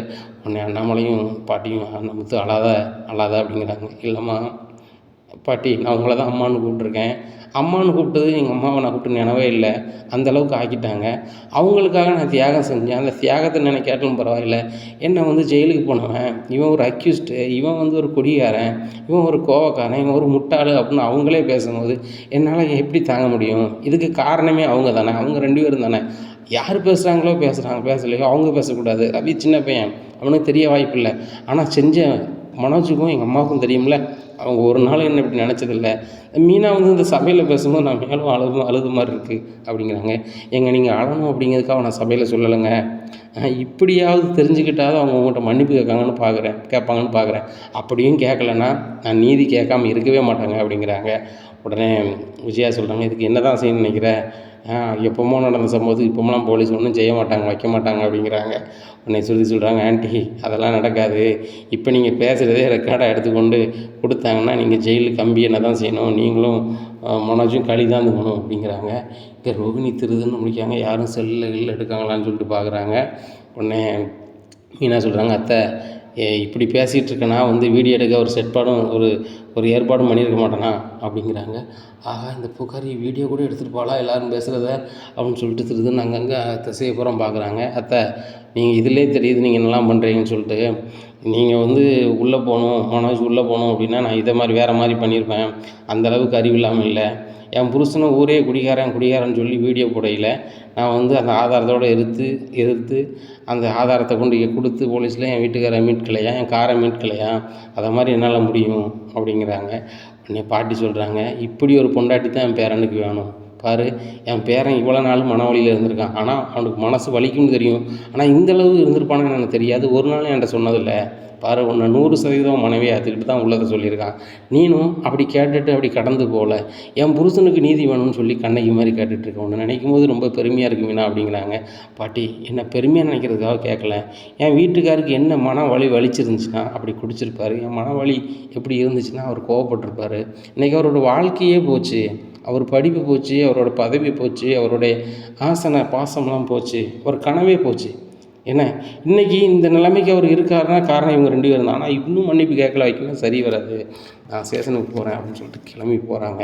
உடனே ரோகிணி சொல்கிறாங்க, அத்தை ஆண்டி நீங்கள் 2 பேரும் மன்னிப்பு கேட்கலன்னா சரியே வராது, மீனாவை கூப்பிடுங்க, மீனான்னு சொல்லிட்டு ரோகிணி ஓடுறாங்க. என்ன ரோகிணி, உங்கள் வீட்டுக்காரர் கேட்க மாட்டாங்க மன்னிப்பு, உங்கள் அத்தை கேட்க மாட்டாங்க, நான் வந்து நிற்கணுன்னே நான் போலீஸுக்கு போகிறேன், போலீஸ் என்ன முடிவு பண்ணுறாங்களோ பண்ணட்டும் அப்படிங்கிறாங்க. உடனே சுருதி நீங்களும் சொல்லுங்களேன் அப்படிங்கிறாங்க ரோகிணி. உடனே வீட்டுக்கு வாங்க பேசிக்கலாம்னு சொல்லிட்டு வீட்டுக்கு போகிறாங்க. போனோன்னா சொல்கிறாங்க, என் வீட்டுக்கார்ட்ட மன்னிப்பு கேட்டால் நான் கம்ப்ளைண்ட் பண்ண மாட்டேன், இல்லையா, என் வாழ்க்கை போனாலும் பரவாயில்லை, என் வீட்டுக்கார் வந்து என்னை வேண்டான்னு சொன்னாலும் பரவாயில்லை, நான் போலீஸ்கிட்ட நடந்ததை சொல்லுவேன், அது போக வந்து அவங்க நடத்தபடி நடவடிக்கை எடுப்பாங்க, என்ன என் புருஷன் வந்து மன நிம்மதியாக குற்றவாளிகள் வந்து இவங்க தான் அப்படின்னு அடையாளம் காட்டினாலே அவர் மனசு பாதி மனவலி போயிடும், அது போக மன்னிப்பு கேட்டால் அவருக்கெல்லாம் சரியாயிடுவார் அப்படிங்கிறாங்க. உடனே போலீஸுக்கு போய் இந்த விஜயாவும் மனோஜ் சொல்கிறாரு, முத்துட்டவன் மன்னிச்சுக்கடா, சின்ன வயசு தெரியாமல் பண்ணிட்டேன்டா அப்படி இப்படின்றாங்க. உடனே மீனா சொல்கிறாங்க, எல்லாமே தெரிஞ்சு தான் பண்ணியிருக்கீங்க, திருடுறவங்க எல்லாமே தெரியாமல் பண்ண மாட்டாங்க, ஆசையில் திருடியிருக்கீங்க. அது மிகப்பெரிய தவறு. நீங்கள் செய்த தவறுக்கு என் புருஷனை வந்து தண்டனை அனுபவிக்கணும் அப்படிங்கிறது வந்து ஏற்றுக்கொள்ள முடியாது. இதே இது முன்னாடியே தெரிஞ்சிருந்துச்சுன்னா நான் முன்னாடியே உங்களை கம்பி எண்ண வச்சுருப்பேன். இப்போ என் புருஷன் என்ன சொல்கிறாரோ அதுதான் அப்படிங்கிறாங்க. உடனே சரி விடுறா, நான் உனக்காக வந்து ஜெயிலுக்கு போனேன், 10 வருஷம் இருந்தேன், அது உனக்கு தெரியும். தெரிஞ்சுக்கிட்ட நீயே என்ன முட்டாள், எதுக்கும் லாயக்கு இல்லை, நான் ஒரு டிரைவரு, குடிகாரன் அப்படி இப்படின்னு சொல்லிட்டு பேசுகிறேன். நீ ஒரு பணக்கார பிள்ளையே கட்டியிருக்கலாம், நீ நல்ல வாழ்க்கையை வாழு, அது எனக்கு சந்தோஷம்தான். நீ ஒரு பெரிய கடை வைக்கணும், நல்லா இருக்குன்னு ஆசைப்பட்டு தான் அந்த கடையில் கொண்டு விட்டேன், சரியா? அது கூட அம்மா சொன்னாங்க, இந்த மாதிரி நான் நல்லா இருக்கக்கூடாதுன்னு நினைக்கிறவன் அப்படி இப்படின்னு சொல்லிலாம் பேசுகிறாங்க. நீங்கள் 2 பேரும் நல்லா இருக்கணும்னு சொல்லிட்டு தான் நான் ஜெயிலுக்கு போனேன். அன்றைக்கி வந்து இவங்க தான் பண்ணாங்கன்னு சொல்கிறதுக்கு எனக்கு எவ்வளோ நேரம் ஆகிருக்கும். அன்றைக்கி எனக்கு வந்து வாய் பேச தெரியாத ரொம்ப சின்ன பையனும் கிடையாது. நார்மலாக 8 வயசு பையன் தான். 8 வயசு பையனில் உங்களை கையை காமிக்கிறதுக்கோ வைக்கிறதுக்கோ எனக்கு பெரிய விஷயமே ஆகாது, சரியா? ஆனால் வந்து நான் அதை செய்யலை. ஏன்? நம்ம அண்ணனும் நம்ம அம்மாவும் பாதிக்கப்பட்டுறக்கூடாது. நம்மளானா போயிட்டு போகிறோம், நம்ம பாதிக்கப்பட்டால் நம்ம ஒருத்தன் மட்டும் தான் பாதிக்கப்படுவோம். நம்ம அவங்கள காப்பாற்றினா அவங்க 2 பேரும் நல்லா இருப்பாங்க. அண்ணன் நல்லா படிச்சிருப்பான், அவன் எதிர்காலம் நல்லாயிருக்கும். அம்மாவும் குடும்பமாக இருக்காங்க, அவங்களும் நல்லா இருக்கணும் அப்படிங்கிறதுக்காக தான் நான் போனேன். இன்றைக்கி வரைக்கும் நீங்கள் 2 பேரும் என்னை வந்து பாராட்ட வேண்டாம், மன்னிப்பு கேட்க வேண்டாம், ஆனால் என்ன சராசரி மனுஷனாக நடத்திருக்கலாம்ல அப்படின்னு சொல்லிட்டு அழுறாரு. உடனே விஜயா சொல்கிறாங்க, என்னை மன்னிச்சிரு முத்து, நானும் வந்து ஏதாவது தெரியாமல் பண்ணிட்டேன் அப்படி இப்படின்ட்டு இருக்காங்க. அத்தை இந்த வார்த்தையை நீங்கள் யூஸ் பண்ணாதீங்க, அதை நீங்கள் யூஸ் பண்ணது தகுதியில்லை அப்படின்னு சொல்லிட்டு ஸ்ருதி சொல்கிறாங்க. இதை கேட்டால் விஜயாவுக்கு ரொம்பவே இதாக இருக்குது. இந்த ஸ்ருதி வந்து மீனா பார்த்த பார்வையெல்லாம் என்னை ஒரு மாதிரி பேசுகிறா. சரி பேச்சுக்கு நம்ம வந்து மன்னிப்பு கேட்போம், அதுக்கப்புறம் பிறகு பார்த்துக்கலாம், மீனாவை போலீஸ் ஸ்டேஷனுக்கு போக விடாமல் தடுத்துக்கலாம் அப்படின்னு சொல்லிட்டு இது பண்ணுறாங்க. உடனே மனோ சொல்கிறாரு, முத்து தயவு செய்து உன் பொண்டாட்டிகிட்ட சொல்லு, போலீஸ் ஸ்டேஷனுக்கு போக வேண்டான்னு சொல்லு, இப்போ தான் நான் பிஸ்னஸ் பண்ணி ஜெயிக்க போகிறேன் வைக்க போகிறேன் அப்படிங்கிறாங்க. டேய் நீ ஜெயிக்கணும்னு சொல்லிட்டு நான் ஒவ்வொரு நாளும் ஒவ்வொரு கடவுள்கிட்ட வேண்டியிருக்கேன்டா. ஆனால் வந்து நீ வந்து என்னை வந்து குடிகாரன் வைக்கணும்னு சொல்லும்போது உனக்கே மனசு வலிக்கலையா? நம்ம செஞ்ச தப்புக்கு வந்து அநியாயமாக முத்து உள்ளே போயிட்டானே, வச்சுட்டானே, நம்ம இப்படி செஞ்சிட்டோமே அப்படின்னு நினச்சி நீ வருத்தப்படலையா அப்படிங்கிறாங்க. உடனே மீனா சொல்கிறாங்க, அது எப்படிங்க வருத்தப்படுவாங்க, அவங்க வந்து அடுத்தவங்க பொருளுக்கு ஆசைப்பட்டுட்டு எண்ணம் உள்ளவங்க. இப்போ கூட பாருங்கள், பிஸ்னஸ் பண்ணதுக்கு வந்து ரோஹினோட அப்பா பணத்தை வச்சு தான் அவங்க பண்ணணும்னு நினைக்கிறாங்க. அவங்க சுய உழைப்பில் எதுவும் பண்ணணும்னு நினைக்கல. அவர் பிறவிலே அது அப்படி தான் இருக்குது. உங்கள் அம்மாவும் அப்படி தான் ஊட்டி வளர்த்துருக்காங்க அப்படி இப்படின்னுட்டு இருக்காங்க. இங்கே விஜயாவுக்கு பயங்கரமான கடுப்பாக இருக்குது. பாட்டி சொல்கிறாங்க, மீனா பேசுகிறது எல்லாமே உண்மை, மீனா பேசுகிறது எந்த தப்பும் இல்லை. ஆனால் மீனா இந்தளவுக்கு உன் புருஷனுக்கு நியாயம் கேட்குற போராடுவான்னு நினச்சி கூட பார்க்கல. ஆனால் வந்து மீனா நீ செஞ்சது தான் சரி. இந்த விஜயா இவ்வளோ துமுறு பிடிச்சவா, அவள் கொட்டத்தை நீ அடக்கிட்டேன், இன்னும் அந்த வீட்டில் அவள் சொல்லி எடுபடாது அப்படிங்கிறாங்க. உடனே மீனா சொல்கிறாங்க, அத்தை உங்களுக்கு வந்து நான் வந்து ரொம்ப கடமைப்பட்டிருந்து என் மாமாவுக்கும் அத்தைக்கும் நான் அப்படி செய்யணும்னு சொல்லி இப்போ தாய் தகப்பனு செய்கிற மாதிரி செஞ்சிட்ருக்கேன். ஆனால் என் புருஷனுக்கு நீங்கள் இவ்வளோ துரோகம் பண்ணியிருக்கீங்க. இனிமேல் பட்டு அத்தை என் கையால் உங்களுக்கு ஒரு வாய் தண்ணி தர மாட்டேன், ஆளை போல் சமைச்சு வைப்பேன், வேணுன்னா எடுத்து சாப்பிடுங்க. மீனா அப்படின்னு ஏதாவது ஒரு சொல்லி கூப்பிட்டேங்க அப்படின்னா அன்னைக்கு நான் வந்து எப்படியா இருப்பேன்னு எனக்கே தெரியாது, சரியா? என் புருஷன் ஒவ்வொரு நாளும் சொல்லுவார், உன் வேலையை மட்டும் பாரு, ஆளை போல் சமைச்சு வை, அப்பாவுக்கு உடம்பு சரியில்லை மாத்திரை கேத்துட்டு எடுத்து கொடு, அப்பாவை பார்த்துக்கோ, என்ன பார்த்துக்கோ, உன்னை பார்த்துக்கோ, உன் வேலையை பாருன்னு சொல்லுவார். நான் இந்த ரோகிணி சுருதி எல்லோரும் சாப்பிட்றதுக்கு விழுந்து விழுந்து சமைச்சு கொடுப்பேன், சரியா? அது போக பூ வியாபாரத்துக்கு போவேன், எனக்கு ரொம்ப உடல் வலிக்கும். காலையில் 4 மணிக்கு எழுந்திரிச்சி முத்தத்தை தெளித்து கோலத்தை போட்டு சோறுகறியை பொங்கி பூவையும் கட்டிக்கிட்டு தெருவாக நடந்து போய் பூ வியாபாரம் பார்ப்பேன், சரியா? அது போக இப்போ பைக்கையும் கொடுத்துருக்காரு, நடமாடும் பூக்கடான்னு நான் பைக்கில் போயிட்டுருக்கேன். பைக்லேயே போனாலும் உடம்பு அப்படி வலிக்கும், இந்த வெயில் எப்படி அடிக்கும். உங்களுக்கு காலையிலே சமைச்சு வைக்கிறதுக்கே மணி 10 ஆயிடுது. 10 மணிக்கு நான் பூ கட்டி 12 1 மணிக்கு நான் வெயிலில் போவேன். அப்போ ஏற்பட்ட வெயிலில் போய் நான் 2 ரூபா காசு சம்பாத்தியம் பண்ணிட்டு வருவேன். அப்படி வரையிலையும் அத்தை வந்து என்ன ரொம்ப கிழ்ச்சியாக பேசுவாங்க, இந்த பூக்காரியான 5க்கும் 10க்கும் விற்றுட்டு கிடக்கா, ஓவராக படம் போட்டுட்ருக்கா, என்ன வேலை செய்கிறா அப்படி இப்படின்னு என்னையும் பேசுகிறது, என் வீட்டுக்காரன் குடிகாரங்கிறது, இவனும் ஒரு ஆளாங்கிறது. அந்த வீடியோ வரும்போது எந்த தாயுமே வந்து பெற்ற பிள்ளையை வந்து விட்டு கொடுக்க மாட்டாங்க. இவன் குடிகாரன் தானே, வீட்டு விட்டு வெளில போ. இவ்வளோ வேலை செய்கிறவங்களுக்கு வந்து இந்த வீட்டில் வந்து மரியாதையும் கிடையாது. நாங்கள் என்ன சம்பளத்துக்கு வேலை பார்க்குறோம்? இப்போ நான் வந்து வீட்டு வேலைலாம் செய்கிறேன், சம்பளம் கேட்குறேன்னா என் வீட்டுக்கார் வந்து வீட்டுக்காக கார் எடுத்து அங்கே போகிறாரு இங்கே போகிறாரு நம்மளெல்லாம் கூப்பிட்டு போகிறாரு, இல்லை பெட்ரோல் காசு கேட்குறாரா? எல்லா வகையும் செய்ய தான் செய்கிறார். இப்பேற்பட்டவரையும் இன்னையும் நீங்கள் ஒதுக்கும் போது ரொம்ப வேதனையாக இருக்குது. இப்படி ஒன்றும் ஏச்சும் பேச்சும் கேட்டுக்கிட்டு நானும் என் வீட்டுக்கார் இந்த வீட்டில் இருக்க அவசியம் இல்லை. ஆனால் என் வீட்டுக்காரோட ஆசை எங்கள் அம்மா அப்பா இருக்கணும், அந்த வீட்டில் தான் இருக்கணும், எங்கள் அப்பா எங்கே இருக்கார் அங்கே தான் நான் இருப்பேன் அப்படின்னு சொல்லுங்கள். ஒரே காரணத்துக்காக தான் அந்த வீட்டில் நாங்கள் மட்டையை கட்டிட்டு உட்காந்துருக்கோம். இதான் உண்மை, சரிங்களா? இனிமேல் பட்டு யாராவது என் வீட்டுக்கார ஒரு வார்த்தை யாராவது பேசுனீங்க இல்லை மனசில் நினச்சிங்க, இல்லை ஏதாவது சிந்திச்சிங்க அப்படின்னா நடக்கதே வேறு அப்படிங்கிறாங்க மீனா.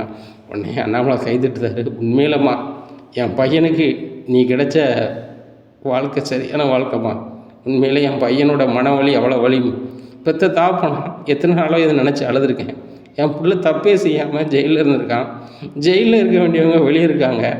அவங்க இன்னும் அவனை புரிஞ்சுக்க மாட்டுறாங்க, அவனை சராசரி மனுஷனை நடத்த மாட்டேங்காங்கன்னு சொல்லிட்டு நான் நிறைய நாள் அழுதுருக்கேம்மா அப்படின்னு சொல்லிட்டு அண்ணாமலை அழுதுறாங்க. மாமா நீங்கள் அழாதீங்க, என் புருஷன் அவ்வளோ மனவலியில் இருக்கார். அந்த மனவலியை நான் தீர்க்கணும் அப்படிங்கிறதுக்காக தான் இன்றைக்கி பேசிகிட்டு இருக்கேன் மாமா. நான் போலீஸில் போய் கம்ப்ளைண்ட் பண்ணதுக்கு ஒரு நிமிஷம் இருக்காது, யாருக்குமே தெரியாமல் நான் கம்ப்ளைண்ட் பண்ணியிருப்பேன். ஆனால் இந்த வீட்டில் அவருக்கு ஒரு நீதி கிடைக்கணும், அவர் மனவலி மாறணும், அவரும் எல்லோரும் போல் மனசுள்ள பாரத்தை இறக்கி வச்சுட்டு லாந்தணும் அப்படிங்கிறது தான் பேசிகிட்டு இருக்கேன் அப்படிங்கிறாங்க. உடனே மீனா அழாதீங்க அப்படின்னு சொல்லிட்டு சுருதி போய் கட்டிப்பிடிக்கிறாங்க. நீங்கள் எனக்கு கூட பிறந்த அக்கா மாதிரி, நீங்கள் அழும்போது ரொம்பவே வலிக்கு அப்படிங்கிறாங்க சுருதி. நீங்கள் பெரிய பணக்கார வீட்டுக்குள்ள, ஆனால் நீங்கள் என்ன அக்காவை நினைக்கிங்க. இந்த வீட்டில் இருக்க ரோகிணியோ இனி அக்கா தங்கச்சியை நினைக்கல, அந்த மனோஜ் என்னை தம்பி பொண்டாட்டி நினைக்கல, அந்த அத்தை என்ன மருமகளை நினைக்கல. நான் சாதாரண ஒரு வேலைக்காரி பூக்காரி அப்படின்னு சொல்லி தான் அவங்க பேசிகிட்டு இருப்பாங்க. பார்வதியத்தையே எத்தனை வாட்டி வரும்போது இப்படி ஒரு வாழ்க்கையை உனக்கு கிடைச்சதுக்கு எனக்கு ரொம்ப கஷ்டமாக இருக்குமா. முத்து நல்ல பையன்தான், ஆனால் அவங்க அத்தையோ வீட்டில் இருக்கவங்களோ உனக்கு சரியாக இல்லையம்மான்னு சொல்லிட்டு ரொம்ப ஃபீல் பண்ணியிருக்காங்க. அந்த பார்வதி அத்தை ரொம்ப ஃப்ரெண்டு விஜய அத்தைக்கு. ஆனால் அப்படி இருந்தும் கூட அவங்க மனசில் பட்ட வேதனையை என்கிட்ட சொல்லிட்டு போவாங்க. இப்படி வெளியே இருக்கிறவங்க எல்லாருமே எனக்காக பாவப்படும் போது இந்த வீட்டில் இருக்க இவங்க எனக்காகவையோ என் புருஷனுக்காகவையோ ஒரு நாள் இது பண்ணலை. வீடு என் பேரில் இருக்குது, விட்டு வெளில போ அப்படிங்கிறாங்க. இந்த வீட்டில் வேலை செஞ்சதுக்கு அவங்க என்ன சம்பளமாக கொடுத்துருக்குறாங்க? சம்பளம் இல்லாத வேலைக்காரியை நான் இருக்கிறேன், சம்பளம் இல்லாத வேலைக்காரனை என் புருஷன் இருக்கிறாரு, அவர் ஒரு தியாகியாக இருக்கார். அவர்கிட்ட மன்னிப்பு கேட்கணுங்கும் போது கூட இவன் போலீஸுக்கு நான் போயிடுவேன், அதனால் மன்னிப்பு கேட்குறாங்க. சரியா? நியாயப்படி நான் அதை சொல்லாமையே அவர் ஜெயிலேருந்து வந்தோடனே இவங்க மன்னிப்பு செஞ்சுருக்கு காட்டிருக்கணும். என் வீட்டுக்கார் எத்தனை நாள் அழுதாரு தெரியுமா? இன்றைக்கி தான் அவரோட வழி தெரிஞ்சிருக்கு. ஜெயிலில் கூட இவங்க பார்க்க கூட செய்யலையா, போய் எப்படி பார்ப்பாங்க அப்படின்றாங்க பாட்டி. இவங்க நல்லவங்களாக தான் பார்ப்பாங்கம்மா, இவங்க தான் விஷமாக இருந்திருக்காங்களா அப்படிங்கிறாங்க. உடனே ரோகிணியால் ரொம்பவே ஒரு மாதிரி இருக்காங்க. ஆகா, ரோகிணி இப்படிலாம் பேசுறதை கேட்டு ரோகிணி வீட்டு விட்டு போயிடுவாளா அப்படின்னு சொல்லிட்டு விஜயாவும் மனோஜும் பார்க்குறாங்க. உடனே ரோகிணி சொல்கிறாங்க, மனோஜ் நீங்கள் இப்படிலாம் பண்ணியிருக்கீங்களா மனோஜ் அப்படிங்கிறாங்க. ரோகிணி ஏதோ தெரியாமல் நடந்துருச்சு, நான் சின்ன பிள்ளையில் பண்ணதை நினச்சி பேசிகிட்டு இருக்காங்க, இப்போம்லாம் நான் கரெக்டாக தானே ரோகிணி இருக்கேன் அப்படிங்கிறாங்க. உடனே அண்ணாமலை சொல்கிறாங்க, இனிமேலும் நீ கரெக்டாக இருக்கல அப்படின்னா இந்த வீட்டில் இருக்க நீ தகுதி கிடையாது. சரியா? என் விஜயாவை ரொம்ப விரும்பி தான் நான் கட்டிக்கிட்டேன், சொந்த பொண்ணு. சரி, அவள் படிக்காட்டிலும் கூட சொந்த மாமகா, நம்மளுக்கு குடும்பத்தில் இருக்கட்டும், இன்னொருத்தண்ட போய் கஷ்டப்படுறத காட்டிலும் நம்ம வீட்டிலே இருக்கட்டும்னு சொல்லி தான் கல்யாணம் முடித்தேன். ஆனால் அவள் வந்த பின்னாடி என் குடும்பத்தை என் பிள்ளையிலேயே பிரித்தாள் தான். இதை எவ்வளோ நாளைக்கு என்னால் ஜீரணிக்க முடியும்? இன்றைக்கி என் மருமக மீனா கேட்டா, இதில் அவங்க திருந்தலைன்னா அவங்களுக்கு சொர்க்கத்தில் இடம் கிடையாது, நரகத்தில் தான் இருப்பாங்க அப்படி இப்படின்னு பேசுகிறாங்க.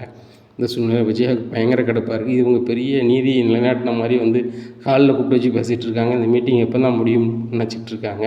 இப்போ மீனா சொல்கிறாங்க, ஆமாம் எனக்கு மனசொலி போயிடுச்சு, என் வீட்டுக்காரர் ரிலீஃப் ஆகிட்டார், இன்னும் பிரச்சனை இல்லை அப்படிங்கிறாங்க. உடனே சுருதி பேசுகிறாங்க ரோகிணிட்டையும் மனோஜ்ட்டையும், நீங்களாம் இப்படி பண்ணிடுவீங்கன்னு நினச்சி கூட பார்க்கல, அவருடைய வாழ்க்கையை நீங்கள் கெடுத்துருக்கீங்க, அவருக்கு எதிர்காலத்தையே கெடுத்துருக்கீங்க, இப்படி ஒரு ஆட்களை நான் லைஃப்பில் பார்த்தே இல்லை, சி அப்படின்னு சொல்லிட்டு ரொம்பவே பேசுகிறாங்க. இதை கேட்ட விஜயாவுக்கும் மனோஜுக்கும் ரொம்பவே அசிங்கமாக இருக்குது. இந்த மீனா பேசின பேச்சுக்கு இந்த சுருதி இப்படி பேசுகிறாளே, இந்த சுருதி அவங்களுக்கு தான் சப்போர்ட் பண்ணுறா, இந்த வீட்டில் வாழ்ந்த பிள்ளை மாதிரியே பேசுகிறா அப்படின்னு சொல்லிட்டு அப்படி விஜயா நினைக்கிறாங்க. அப்போ கூட தான் பண்ண தப்பு அப்படின்னு சொல்லி மனோஜோ விஜயாவோ நினைக்கவே இல்லை. இப்படியா இருக்குது. இந்த சூழ்நிலையில் ஃபர்னிச்சர் ஓனர் ஃபோன் அடிக்காரு. ஃபோன் அடித்து ஹலோ அப்படிங்கிறாரு மனோஜ். ஃபோன் எடுத்துகிட்டு அப்படியே மொட்டை மாடிக்கு போகிற மாதிரி சீனை போட்டு போயிடுறாங்க. உடனே ரோகிணி அவங்க ரூம் பார்த்து போயிடுறாங்க. இந்த சூழ்நிலையில் விஜயாவும் எழுந்திரிச்சு போயிடுறாங்க, எல்லாருமே எழுந்திரிச்சு போயிடுறாங்க. அப்போ உடனே அண்ணாமலை சொல்கிறாங்க, பார்த்தியாம்மா இது ஒரு சாக்கு வச்சு எல்லோரும் போயிட்டாங்க, சரியா? இனிமேல் போட்டு நீ யார் யாருக்கு என்ன வேலை செய்யணுமோ அதை மட்டும் செய்யுமா, எல்லாருக்கும் கிடந்து சமைச்சிட்டு கிடக்காத, அவங்களுக்கு வேணால் அவங்க சமைச்சிப்பாங்க அப்படிங்கிறாங்க. உண்மையில மாமா உங்களுக்கு சமைப்பேன், சரி, என் தங்கச்சி சுருதி சமைச்சு கொடுப்பேன், என் வீட்டுக்காருக்கு பொதுவாக சமைப்பேன், ஆனால் ரோகிணிக்கோ அவர் வீட்டுக்காருக்கோ மனோஜுக்கோ நான் எதுவுமே செய்ய மாட்டேன் அப்படின்றாங்க. அதுவும் கரெக்டு தான்மா அப்படின்னு சொல்லிட்டு அவங்க ரூமுக்கு போயிடுறாங்க. உடனே மீனாட்ட முத்து சொல்கிறாரு, அம்மா நன்றி மீனா, இதனால தான் உன்கிட்ட சொல்லலை, உன் மனசு ரொம்ப வேதனைப்படும், அவங்க மனசும் வேதனைப்படும் அப்படிங்கிறாங்க. அவங்க மனசு எப்படிங்க வேதனைப்படும்? உங்கள் மனசு வேதனைப்படுத்திட்டு அவங்க சந்தோஷமாக தான் இருந்தாங்க. சரிங்களா? இன்றைக்கி அவங்க உங்கள்கிட்ட மன்னிப்பு கேட்கலன்னா உண்மையிலே என் வாழ்க்கையே போனாலும் பரவாயில்லைன்னு சொல்லிட்டு நான் போலீஸில் போய் கம்ப்ளைண்ட் பண்ணியிருப்பேன் அப்படிங்கிறாங்க. ஏன்னா இதெல்லாம் செஞ்சுருப்பியா அப்படிங்கிறாங்க. கண்டிப்பாக செஞ்சுருப்பேங்க. நீங்கள் உங்கள் மனசில் போட்டு தினம் புழுங்கிக்கிட்டு அழுதுகிட்டு வேதனையாக இருக்கணும், அவங்க மட்டும் சந்தோஷமாக இருக்கணுமா? இதில் என்ன நியாயம் இருக்குது? அதை நான் எப்படி விட்டுருப்பேன்? அதான் விட்டுருக்கவே மாட்டேன். கண்டிப்பாக நான் போலீஸ்கிட்ட கம்ப்ளைண்ட் பண்ணியிருப்பேன் அப்படி இப்படின்ட்டு இருக்காங்க. உடனே ரூமுக்கு வராங்க ஸ்ருதி. முத்து என்னை மன்னிச்சிருங்க அப்படிங்கிறாங்க. ஏம்மா அப்படிங்கிறாங்க. இல்லை நீங்கள் இவ்வளோ கோபக்காரனாக இருக்கீங்க, இவ்வளோ குடிகாரனாக இருக்கீங்க, முரடனாக இருக்கீங்கன்னு சொல்லிட்டு நான் பல முறை மீனாட்ட சொல்லியிருக்கேன். உங்களுக்கே தெரியாது. இப்படி ஒரு மாப்பிள்ளை உங்களுக்கு வேண்டாம், உங்கள் குணத்துக்கு நல்ல மாப்பிள்ளை கிடைப்பாங்க, நீங்கள் பேசாமல் டைவர்ஸ் பண்ணிடுங்க, நான் கூட வக்கீலை பார்த்து விட்றேன், வக்கீல் ஃபீஸ் கூட கொடுத்துட்றேன், அதுக்கு என்ன செலவு பண்ணணும் பண்ணிடுறேன்னு சொல்லியிருக்கேன் அப்படிங்கிறாங்க. இதை கேட்டால் முத்து முடிக்கிறார். என்னம்மா சொல்கிற அப்படிங்கிறாங்க. ஆமாங்க, நிறைய வாட்டி சொல்லியிருக்கேன், நான் கூட தப்பாக நினச்சிருக்கேன். எங்கள் அப்பாவை கை நீட்டும் போது இருந்தாலும் சரி தான், நிறைய வாட்டி நான் அவங்கள பார்க்கும்போதும் சரி தான், நீங்கள் கோவத்திலே இருப்பீங்க. இப்படிலாம் இருக்கிறாங்களே, இப்படி இருக்க ஒரு வீட்டில் நம்ம இருக்கணுமா அப்படின்னு கூட நினச்சிருக்கேன். ரவிட்டையும் பல முறை பேசியிருக்கேன். ரவி சொல்லுவாப்புல, மனசில் எதையுமே வச்சுக்க மாட்டான், அவன் நீ நினைக்கிற மாதிரி வந்து அவன் கெட்டவன் கிடையாது, நல்லவன் தான். அவன் கோவம் ஏன் படுறான்னா அவனோட மனசில் வலி இருக்குது அப்படின்னு சொல்லுவான். ஆனால் இவ்வளோ வலி இருக்கும், இவ்வளோ ரணம் இருக்குன்னு எனக்கு சத்தியமாக தெரியாது. ஏன்னா முத்து என்னை மன்னிச்சிருக்கேன், நீங்கள் கூட என்னை தம்பி பொண்டாட்டியா தங்கச்சியாக பார்த்துட்டு இருக்கீங்க, நான் 3வது மனுஷர் மாதிரியே பார்த்துட்டு இருந்தேன். ஆனால் இன்றைக்கி தான் புரிஞ்சுக்கிட்டேன் உங்கள் அன்பு. முத்து மீனாவும் நீங்கள் தங்கமான ஆட்கள். நீங்கள் முத்து, உங்கள் வீட்டம்மா வைரம், நீங்கள் 2 பேருமே விலைமதிப்பு இல்லாதவங்க அப்படிங்கிறாங்க. இதை பார்த்த ரவி சொல்கிறாரு, எனக்கு ரொம்ப சந்தோஷமாக இருக்குடா முத்து, குடும்பத்துக்காக இவ்வளோ தியாகம் பண்ணியிருக்க, இவ்வளோ வலியை வச்சுக்கிட்டு எங்கள் கூட இயல்பாக வாழ்ந்துருக்க பாரு, என்னை மன்னிச்சுக்கூடா, நான் அவன் தம்பியாக பிறந்ததுக்கு ரொம்ப சந்தோஷப்படுறேன்டா அப்படின்னு சொல்லிட்டு முத்தை கட்டி பிடிக்கிறாங்க. ரொம்ப நன்றிடா, மீனாவுக்கு தாண்டா நான் நன்றி சொல்லணும், இவ்வளோ மன வலியே நான் கடத்தி சுமந்துக்கிட்டே இருந்தேன், இதை இறக்கி வைக்கிறதுக்கு அவ்வளோ ஒரு காரணமாக இருந்திருக்கா அப்படிங்கிறாங்க. உடனே ஸ்ருதி சொல்கிறாங்க, இனிமேல் பட்டு நம்ம வேறுபட்டு நிற்க மாட்டோம், என்ன முத்து மீனான்னு சொல்லிட்டு விலகி நின்றாலும் இப்போ இன்னும் அப்படி இருக்காது அப்படின்னு சொல்லி ஸ்ருதி பேசுகிறாங்க. அப்போ ஸ்ருதி சொல்கிறாங்க, சரி சரி, ஒரு பிரச்சனை முடிஞ்சிச்சு ஒரு வீட்டில், இனிமேல் ஒரு நல்லது கொண்டாடணும், இன்றைக்கி ஈவினிங் எல்லாருமே ஒரு கேக் வெட்டி கொண்டாடணும் அப்படிங்கிறாங்க. எதுக்குமா அப்படிங்கிறாங்க. இல்லை, நடந்துருச்சு, என்ன ஒருத்தருக்கு ஒருத்தர் வருத்தம் வந்துருச்சு, அவங்க பாரத்தை இறக்கிட்டீங்க, இனிமேல் போட்டு இப்படி இருக்கக்கூடாது, இந்த நிகழ்வு சுமூகமாக பண்ணிடுவோம் அப்படின்னு சொல்லிட்டு ரவி நம்ம கேக் ஆர்டர் பண்ணிடலான்னு சொல்லிட்டு ஃபோன்லேயே கேக் ஆர்டர் பண்ணுறாங்க. இன்னைக்கு கேக்கு கொண்டு கொடுக்குறாங்க. அங்கிள் எல்லோரும் வாங்க, ஆன்ட்டி எல்லாம் வாங்கன்னு சொல்லி எல்லாருமே கூப்பிட்றாங்க. அவங்கவுங்க கடுப்போடு நிற்கிறாங்க. சரி, நடந்ததை மறப்போம், ஏன்னா இனிமேல் நடக்க போகிறத தான் பார்க்கணும், வாங்க கேக் வெட்டுவோம் அப்படிங்கிறாங்க.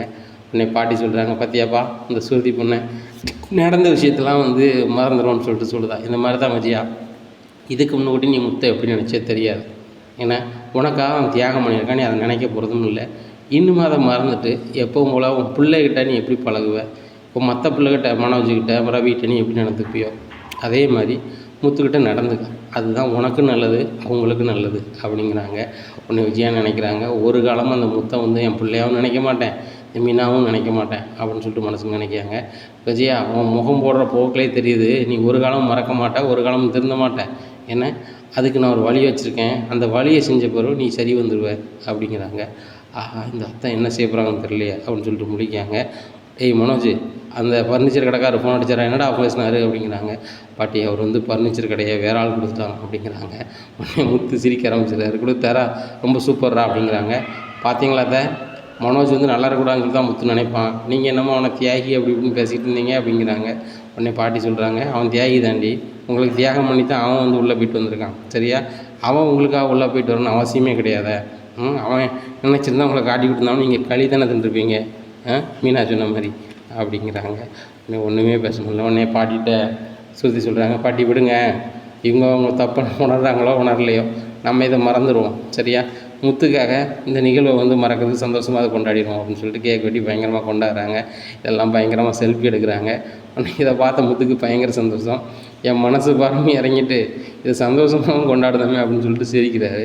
உடனே மீனா சொல்கிறாங்க, ஏங்க நீங்கள் ஃப்ரீ ஆகிட்டீங்களா அப்படின்னு கேட்குறாங்க. மீனா, ஒன்றால் தான் என் பாரமே இறங்கிடுச்சு, பாரு ஸ்ருதி இப்படி பண்ணிட்டா அப்படிங்கிறாங்க. என்னங்க பல குரல் நீங்கள் இப்போ ஸ்ருதின்னு கூப்பிட்றீங்க அப்படிங்கிறாங்க. இல்லை, அந்த பொண்ணு ரொம்ப பாசமாக இருக்குது, இன்னும் 3வது மனுஷி மாதிரி பல குரல் சொன்னோம்னா தப்பு, நம்ம கூட பிறந்த தங்கச்சியோட பொண்டாட்டியோ நம்ம இப்படி பேச மாட்டோம்ல, அது மாதிரி இப்படி பேசக்கூடாதுல்ல அப்படிங்கிறாங்க. ஸ்ருதிக்கும் பயங்கர சிரிப்பு, ரவிக்கும் பயங்கர சந்தோஷம். சரி முத்து, ரொம்ப சந்தோஷமாக இருக்குது, 2 நாளாக வேலைக்கு போகல, ஓனர்கிட்ட நானும் ஃபோன் பண்ணி சொல்லிடுறேன் அப்படின்னு சொல்லிட்டு ஓனர்கிட்ட, சார் நான் 2 நாளாக வர முடியல, எனக்கு தப்பாக நினச்சிக்காதீங்க, வீட்டில் ஒரு ஃபங்க்ஷன் சார் தான் வர முடியல அப்படிங்கிறாங்க. சரி ரவி, நீ சும்மா லீவ் எடுக்க மாட்டேன்னு எனக்கு தெரியும், என்ன திடீர்னு தானே எடுத்துருக்கேன், ஒன்றும் பிரச்சனை இல்லை, வேறு ஆள் மாற்ற ஆள் பண்ணிட்டேன், என்ன நீ முன்னுக்கூட்டியே சொல்லியிருந்தா கொஞ்சம் நல்லா இருக்கும்னு நினச்சேன் அப்படிங்கிறாங்க. இல்லை சார், வீட்டில் ஃபங்க்ஷன் எல்லாமே நான் தான் எடுத்து செஞ்சேன், அதனால தான் ஒன்றும் செய்ய முடியல அப்படிங்கிறாங்க. சரிப்பா பரவாயில்ல அப்படிங்கிறாங்க. உடனே ஸ்ருதிக்கு அவங்க இன்ஜினியர் ஃபோன் அடிக்காங்க.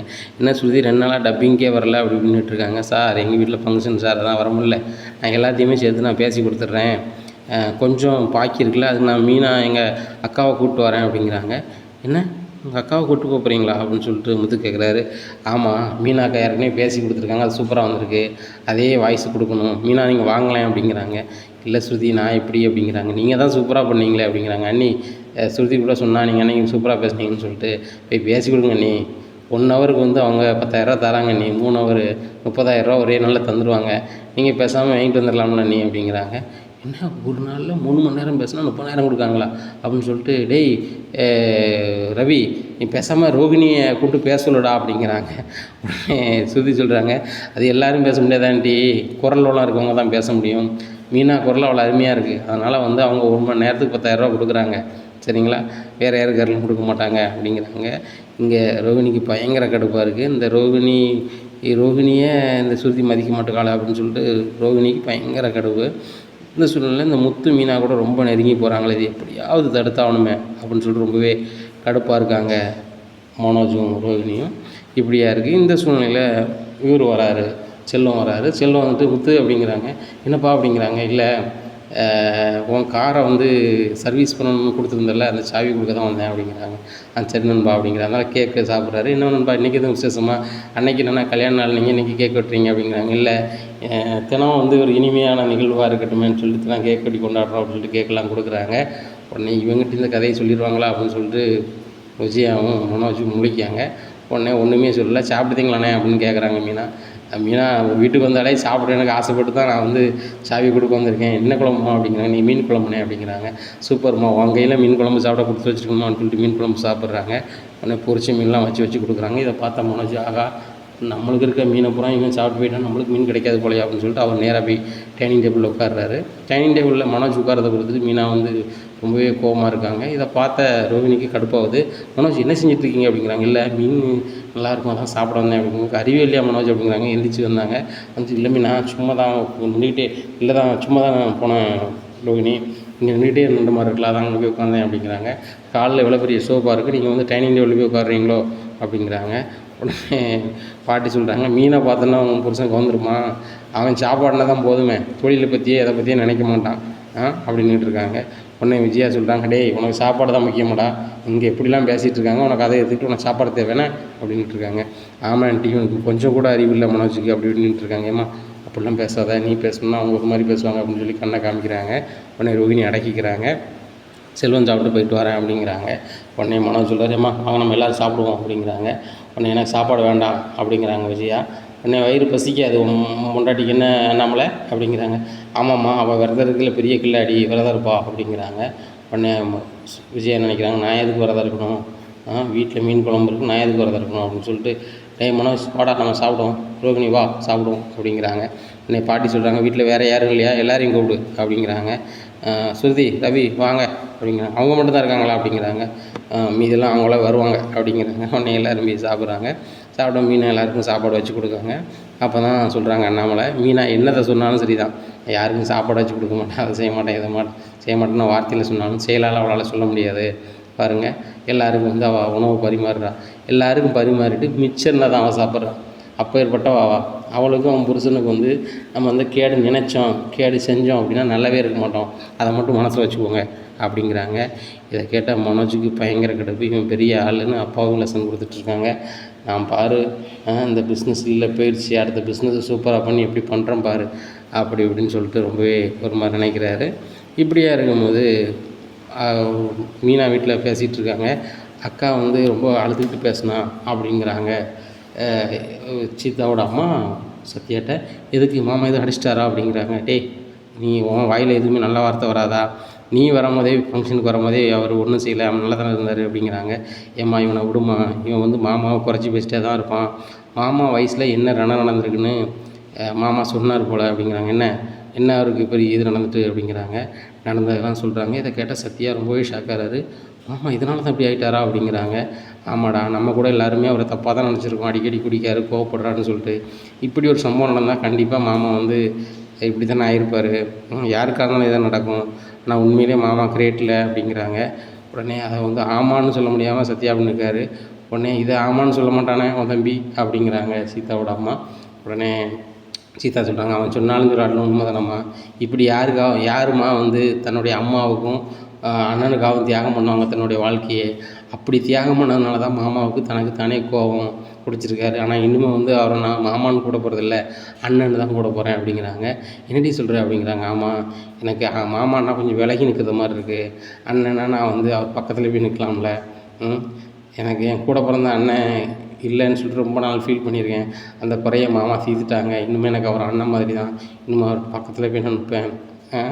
அவர் எங்கள் மாமா எங்கள் அண்ணன்னு சொல்லும்போது எனக்கு ரொம்ப பெருமையாக இருக்குமா அப்படிங்கிறாங்க. உண்மையாக தாண்டி இப்படி ஒரு மாப்பிள்ளை கிடைக்க கடவுள் நம்மளை கொடுத்து வச்சுருக்காரு பாரு. உங்கள் அப்பா வந்து தெய்வமாக இருந்து வந்து மீனா வாழ்க்கையை வந்து அப்படி சூப்பராக அமைச்சு கொடுத்துருக்காரு அப்படிங்கிறாங்க. ஆமாம்மா அப்படிங்கிறாங்க. ஒன்று அப்போ தான் நினைக்கிறது சத்யா. நம்மளும் மாமாவை வந்து குடிக்காரன் அப்படி இப்படின்னு சொல்லிட்டு நிறைய பேர்கிட்ட பேசியிருக்கோம். நான் உண்மையில மாமா அப்படி இல்லை. சரி ரைட் இன்னமும் மாமாவுக்கு வந்து நம்ம பிடிக்காத மாதிரி நடக்கக்கூடாது. முடிஞ்ச அளவு நம்ம வந்து மாமாவுக்கு நல்ல பையனாக நடந்துக்கிடணும். அன்றைக்கி நம்ம ஃபங்க்ஷனுக்கு போகும்போது கூட அவருக்கு 1000 கோவம் இருந்தாலும் இன்னும் ஒன்றும் சொல்லலை. அப்படி கட்டுப்படுத்தி நின்றுக்கிட்டாரு. ஆனால் நானாக ஒரு இடத்துல இருந்தால் கூட கோவப்பட்டுருக்கு தான் செய்வேன். இனிமேல் போட்டு மாமாவுக்கு பிடிச்சமான பிள்ளையாக நான் இருக்கணும் அப்படின்னு நினச்சிட்டு சத்யா ரொம்பவே நினைக்காரு மொத்த பெருமையாக. இனி என்ன நடக்கும் இந்த சத்யா வாழ்க்கையில் அப்படிங்கிறத பொறுத்து வந்து பார்க்கலாம். நம்ம சேனலை நீங்கள் மறக்காமல் லைக் அண்ட் சப்ஸ்கிரைப் பண்ணுங்கள். நன்றி, வணக்கம்.